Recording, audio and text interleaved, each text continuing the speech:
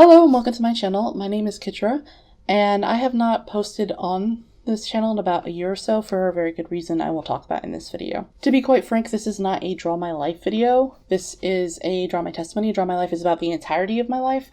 For me, it is not that. It starts when I was born because it's a little different, but from there it's not about my journey through this life. It's about my journey in relationship with my God. I'm a Christian. When I was born with a twin sister named Abigail. We were identical in every sense of the way. Where she went, I went. It was sort of a thing where I was taught to be her shadow. I was taught by people in my family, not my dad specifically, that we were the same person, and to the point I did not really know my name for years of my life. I did not have the strength because people did not really focus on me to help me, teach me how to open doors or anything like that whenever I grew up. And so being taught this at a very young age, when she eventually had cancer when we were 6 and then died to this brain cancer, it changed everything that I was. The person I had centered my identity around, the person I was supposed to be just close with and was, because I was literally with her from the moment of conception. Whenever you're a twin, it's different. It's not quite a best friend, but it's deeper than that, but it is that. It's an ingrained part of you. And whenever you are that young and you lose a twin, just logically and scientifically, sadly, you don't know how to differentiate your own personality. And this was even harder for me as someone who was taught that I had no personality other than being a twin to Abigail. Abigail was very kind. She was loved by God. She knew she loved God and Jesus very much, to the point that someone told her she was gonna die. I don't know why you would ever tell a 6-year-old this, but she said, it's okay because I'm gonna be in the arms of Jesus. And when she passed, that's really what happened. And because my twin sister had died, this changed everyone's life, but especially mine. And so I didn't realize in the background, and neither did my dad, that all of my siblings were basically given reasons to not like me after this happened. I became very favored in my family in the sense that I didn't want it, and I didn't know what was happening. There were people who would go to my family, specifically my siblings, and say to them, well, if you were just skinny like Kitra, well, if you just behaved like Kitra, well, if you just did this like Kitra, if you just acted like Kitra, then I could love you, then they could love you, then nobody would be mad at you, then you would be perfect, then you would be wonderful. And when that happened, my siblings, within the understanding of all of us being under 10 to 11 at that time, grew to rightfully, in their own world, dislike me. And who can blame the shawties? Because, good golly. So, I ended up growing up in a household where I didn't understand why people didn't like me, even though I tried everything I could to be perfect and right and good and not misbehave or be loud or be wrong, to everybody still not liking me anyway. And I didn't realize it's because we had a different issue going on. The only person that cares about me is my earthly dad, and he is constantly out of the house working, and so no one in the house really liked or cared about me in a sense that I knew I belonged or was loved. And so because of all this, I would go to school and I would do my best to find any sort of replacement for Abigail. Like, I would make friends with someone and be like, you're my best friend, and try to hang out with them 24/7. And this led to, unfortunately, children are children and they don't have a conceptual understanding, because I didn't even understand why I was doing this. It led to me being an outcast in all of my classes and being told that I was creepy. So I tried to hang out with my oldest sister, and she would tell all of her friends and point and laugh at me and be like, she's creepy, she's weird, stay away from her, she's just so annoying, ugh, I hate her. So growing up is just an example of I felt very intensely alone. The only time I ever truly felt that I was loved, cared about in any sense or way, was when my dad was home. And that's because he's the only one who ever listened to me. He's the only one that ever cared and remembered things I said.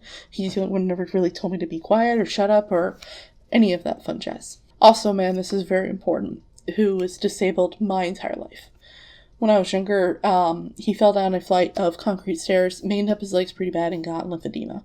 Lymphedema, for those of you who don't know, is a circulation issue with your blood. It can and will kill you long term. He went to doctors multiple times. There's nothing that could have been done. He had the worst case, as doctors, I think many doctors told him, he had the worst case of lymphedema in America. And so the fact that I saw this guy who had this pain, because he would literally scream like in agony, not at us, just scream in pain every day, where he'd have to clench his jaw or just stop like moving or breathing because he was in that much pain every day. And he took his time to pay attention to me and to love me. I was like, I need to be around this dude. He's the only guy who ever gave a darn about me at all. And when my dad wasn't there, I just fell into daydreaming. I forget the word. Constantly daydreaming. Like, there was very little time I was not in my head thinking of fictional characters or TV shows or being in those TV shows or being around those friends or being loved by these people, because there I knew I was cared about in my head in these fantastical worlds that I could either create my own or just be around.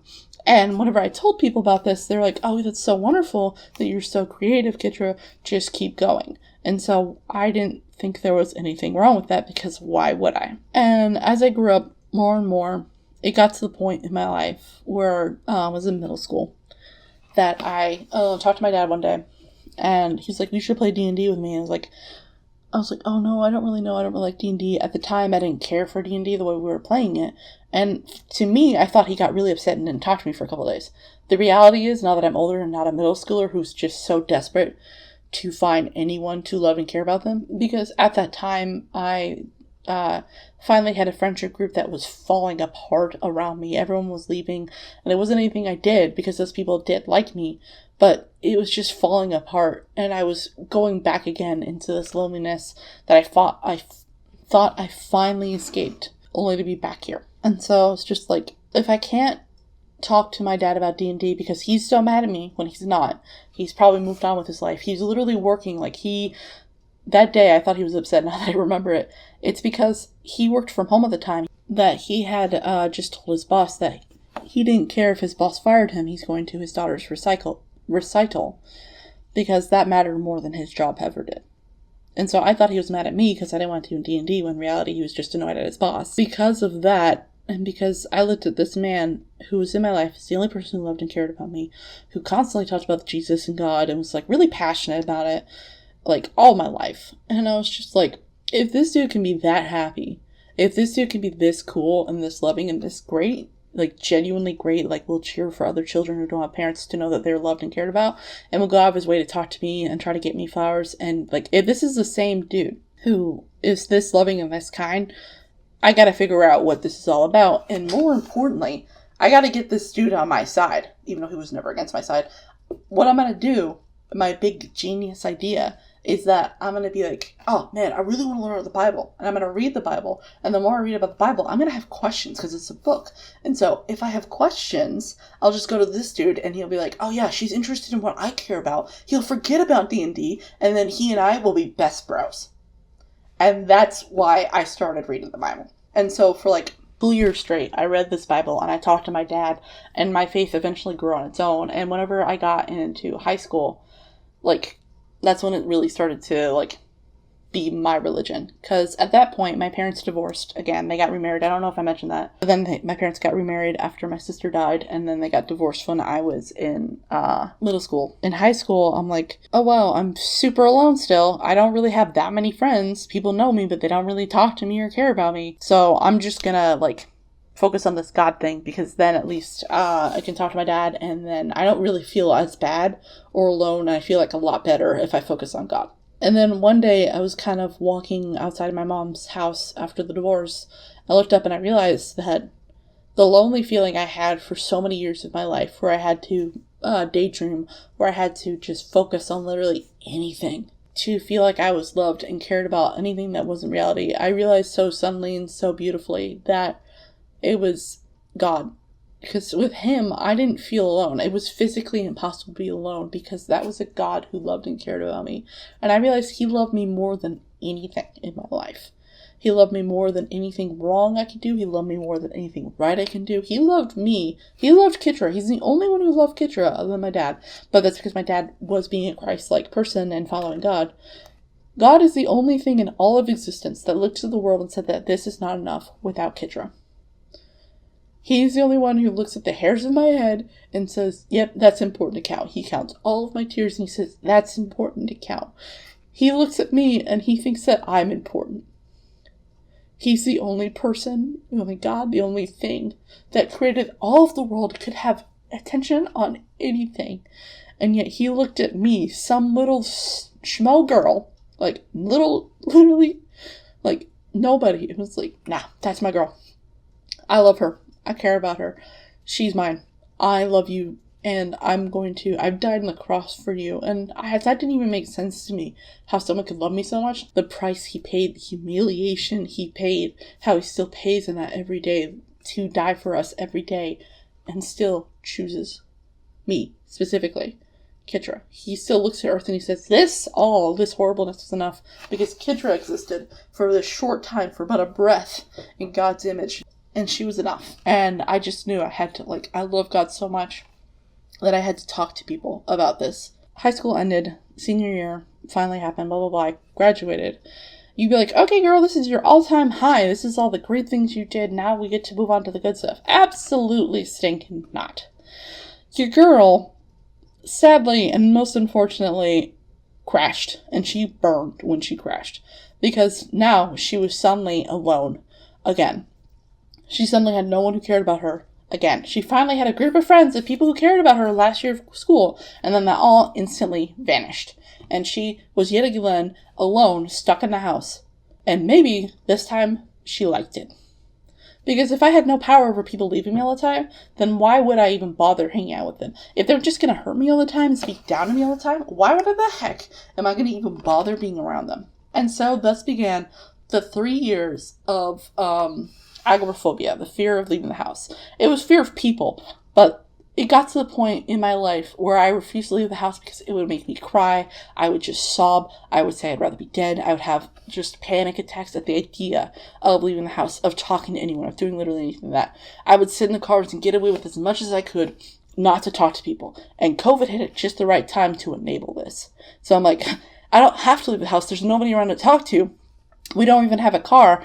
I don't have to do any of this. This is great. Except for it wasn't. Because during that time, my dad, who, again, curator of, the person who's, represented God so well in my life, he looked at me and he went, what are you doing? You're made for so much more than this. Why are you hiding away? What is there to be afraid of? And I'm like, every time we talk about this, it's always yelling, arguing, you think you can do better, blah, blah, blah. And in reality, he was looking at me and saying, Kidra, you cannot live in fear. You're going to die here. You cannot stay here. You're going to die in this house. You need to talk to people. You're not meant to be alone. Nobody's meant to be alone. And I'm looking at him saying, I'm meant to be alone. I'm different from everyone else. Leave me alone. Let me die. And he said, I'm not going to do that. I love you too much. For 3 years. It got to the point where he's like, you either need to get a job or you need to go to college. Because during those 3 years, you're like, girl, you didn't have a job? I didn't have a job because I believed in my life. And I still believe it now. God's like, I want you to do YouTube. And I told my dad this, and he's the only one, minus my sister Malia, because during that time, she grew, and whenever she changed her heart to God, and a lot of other things that happened in her life, she became my best friend and very close to me, one of my sisters. I love her the most. Peace on earth, on planet Earth. Her testimony is amazing. He was the one, before Malia really started liking me, that believed in me full-heartedly. He said, what videos are you going to do? Do you know how to monetize? Do you know how to do this? He's very logical thinking. So he was like, okay, you need to do this. I'm giving you this time. Your mom is telling me that I need to kick you out of the house and force you to get a job, but I believe in you. And you say you're going to do this, so you're going to do it. And you know what I did? I let him down. I did not work on YouTube videos. I released 15 over 3 years. And it's just like, girl, that is not anywhere near enough. You're not doing enough. You're not marketing it at all. You're not doing anything. And so it's just like, no, Dad, I'm doing all this stuff. See, I'm succeeding. He's like, you're not succeeding. You don't have a job because you're not making money. You're making me look stupid. You're making me look foolish for believing you. And that hurt so much worse than anything else in my life. Because he was right. I was letting down the one person who loved and cared about me, on earth. And I was just screwing him over. And eventually, I got my head out of my booty hole. And I was like, okay, fine, I'll go to college. And then, of course, The only place I could go to college, because it was just like, I felt like good timing, God timing, whatever, because even God's like, you need to go, is in Pennsylvania. So can you imagine being terrified of leaving the house and then having to travel alone states away? Because I live in Florida. It was hell. It was torture. And so whenever I finally got to Pennsylvania, and then the entire time there, I was more lonely and facing the actual hell that I thought was like the reason I didn't want to talk to people. I just had to live in that hell of be like, well, I don't want to be around people because they don't care about me and they don't hurt me. And that's where I was. That's where I felt like I was. And I was just like, what's the point of being here? Everything I'm facing now is just terrible and horrible, and I'm so lonely. My dad's like, you want to come back home then? I'm like, no, I don't want to come back home because that means I failed you yet again. And he's like, you never failed me in the first place. Which is crazy because I did. And he never thought that way about me. And so I'm like, God, what the heck? You sent me all the way out here. You're telling me this is going to be horrible in the worst years of my life. Well, ish.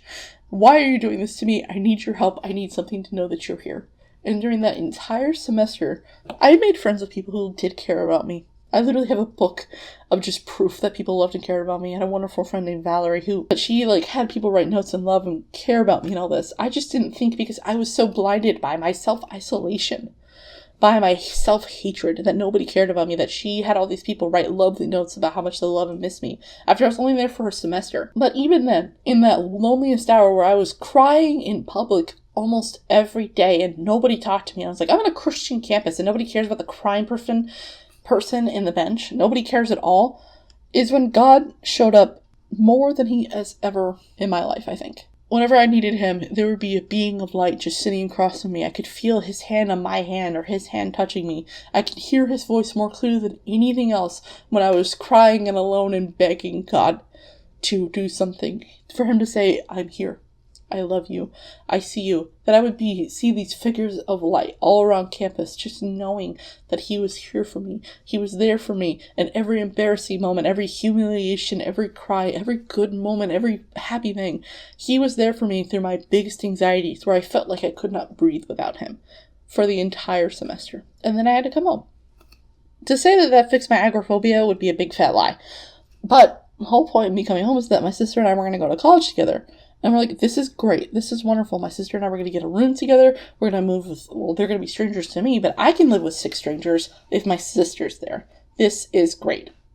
And so I went to a different school that was in Florida. It was only a couple hours from home, so we'd be able to visit my dad, or he'd be able to drive to see us if he got a car. This will be great. Only for 3 days before, we already finished packing 3 days before, my sister's like, no, I need to stay home and take care of our dad. And when my dad was sick during this time, he would basically be in a coma for 3 days, and I'll wake up, not move, not do anything but breathe and sleep, because he had an infection in his leg. And so my sister's like, yeah, he's getting infections a lot more, I'm going to keep an eye on him. I was like, okay.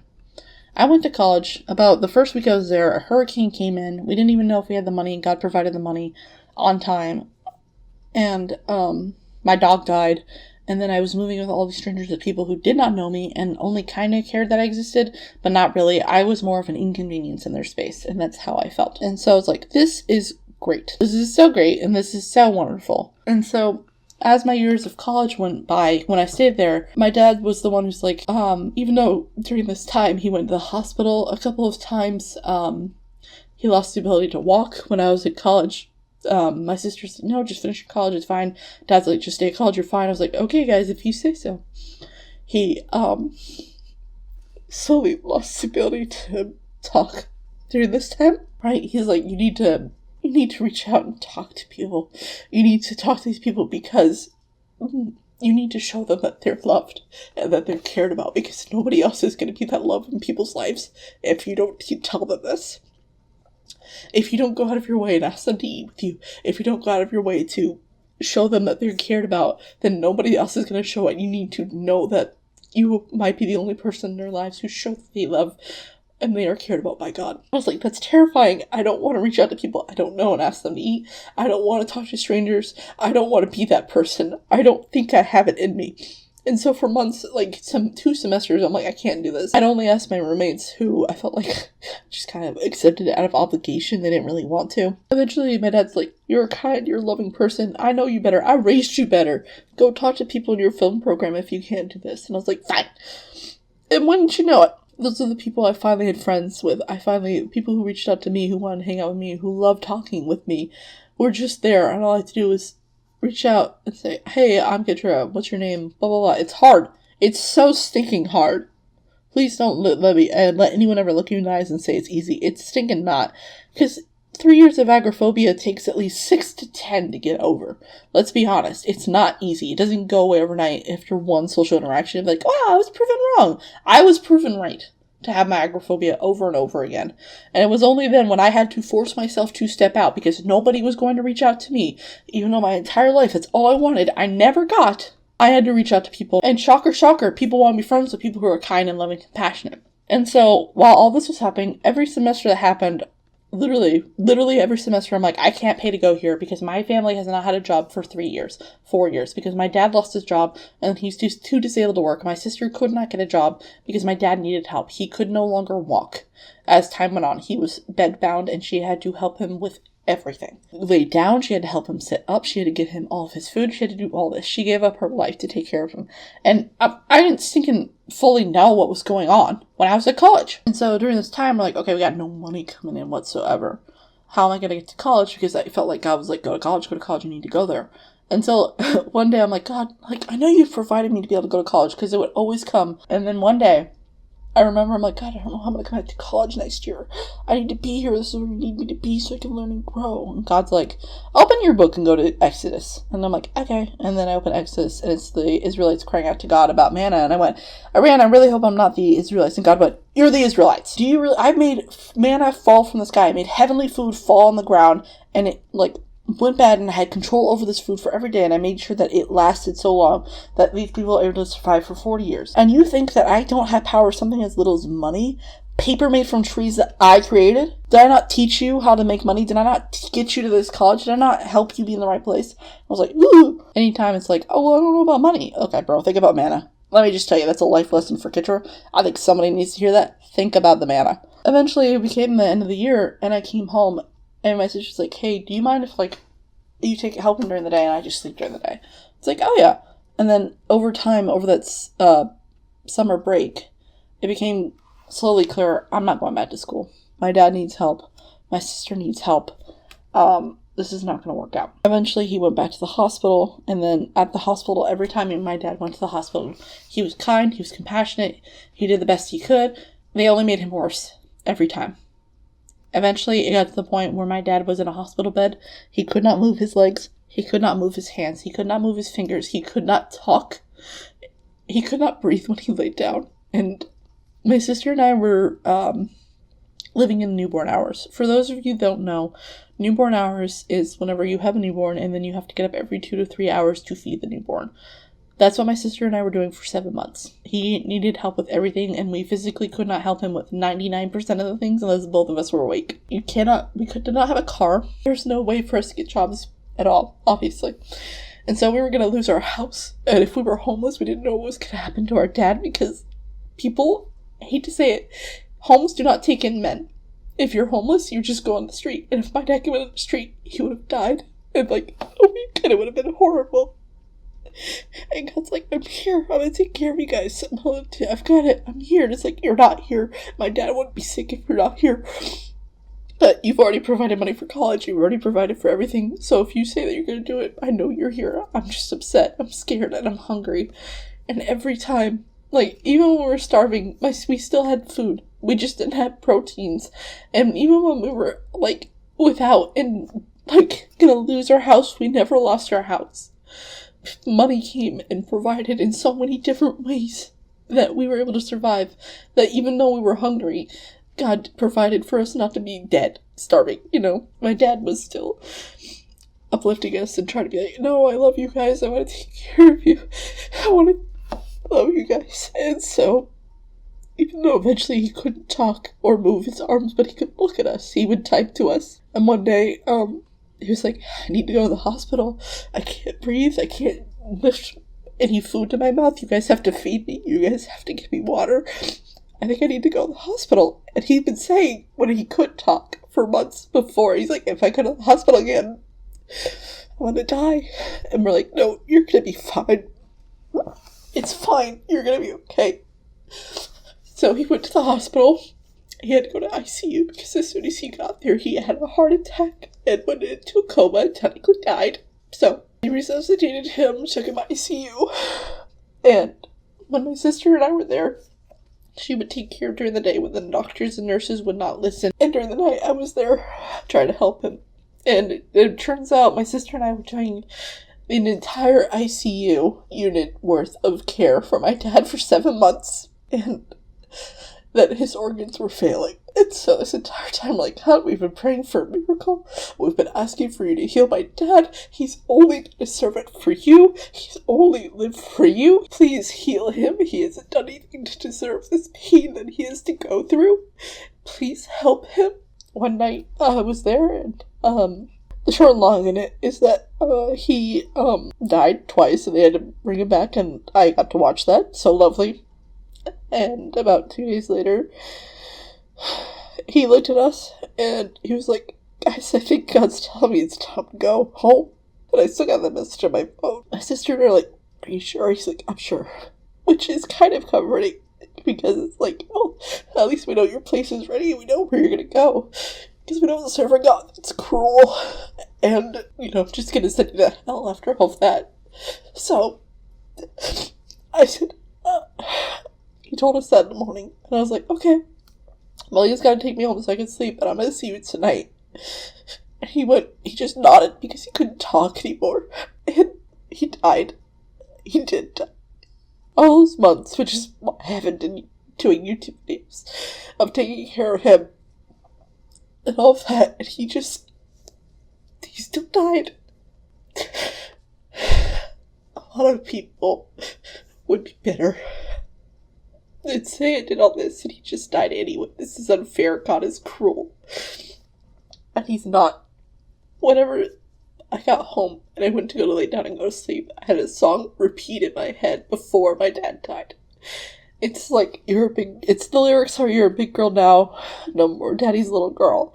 And I was like, God, please just tell me that's not him. Please tell me that's not what I think it is. And so, my sister woke me up, and she's like, he died. He died knowing he was loved, he cared about. He turned off the life support because he couldn't breathe. All of his organs were failing, his lungs were failed, his kidneys were failing, everything was failing, and nobody knew why. We still don't know why. And we probably never will till we die, And she's like, he went knowing he was loved and cared about. And I realized, I told my sister, I'm like, can you believe this song was repeating in my head after I cried to her? And she's like, I think that's God's way of saying that, like, you don't need your dad anymore, in a very healthy sense of, like, Dad did everything he could. He taught us everything he could have, and he loved us as much as he could have. And it sucks so much. It really does. I'm not bitter about him passing. I love him very much and very deeply, and I will not forget about him, and you will hear him a lot on my channel, realistically, because he taught me everything I knew. But the thing about death that I don't feel like a lot of Christians have a conceptual understanding about is that if you know this person knew God, you're going to see them again, and not in the sense that you might have remembered them in. My sister and I talked about this, and she explained it very well. Whenever you see him again, I'm going to see him when he was at his prime, at his best. He's not going to be in a hospital bed. He's actually going to be able to talk, because I forgot what my father sounded like. He's going to be able to move his hands. He's going to sing, which he loved doing. He loves singing to God. He's going to be able to worship. He's going to be able to run and jump and dance. He's going to be the happiest he's ever been. He's not even going to have swelled legs anymore, which is crazy because it's all he's had all my life. He's in a place where he knows that he's more loved than he ever could have been, more respected than he ever was here on Earth, and that he is more cared about than was humanly possible. I feel like this is really important for some people, is that my sister explained it really well. It's like he's in another room. He's in a room that I can't get into right now. He's in a room that he can possibly hear us. I'm not sure that works because I'm not God, and I'm not going to say I understand the rules of the heavenly or the divine. But he's in a room I can't hear right now. And he might be able to hear and see us. And he's okay. and he's happy, and I'm going to see him again. This is just a matter of missing him deeply and knowing that I love him deeply. God is so loving, and he is so kind, and he's so compassionate that even though all of this sucks, losing my dad a month ago, and this grief is present, it's here, and God has even encouraged me to cry and talk to him and to be sad and have this grief. But I know I serve a good and righteous God, and that he will serve and protect us and provide for me and my family, for me and my sister, and that even if I end up utterly alone once more, I'll never actually be alone because I have a good God who's here for me, and I will be one day in the best place possible. And I want you to know that everything is going to be okay, even if it's not the way you imagined it. And that if you get anything from this story, know that God is your comforter. He's your protector. He's your protector. He's your provider. And he's a good and gracious God. Thank you so much for watching. I feel like this is the most important video I will ever make on my channel, and I need to make it first thing. Sorry, my nose is all runny. Have a wonderful day. Thank you for taking the time to watch this. God bless.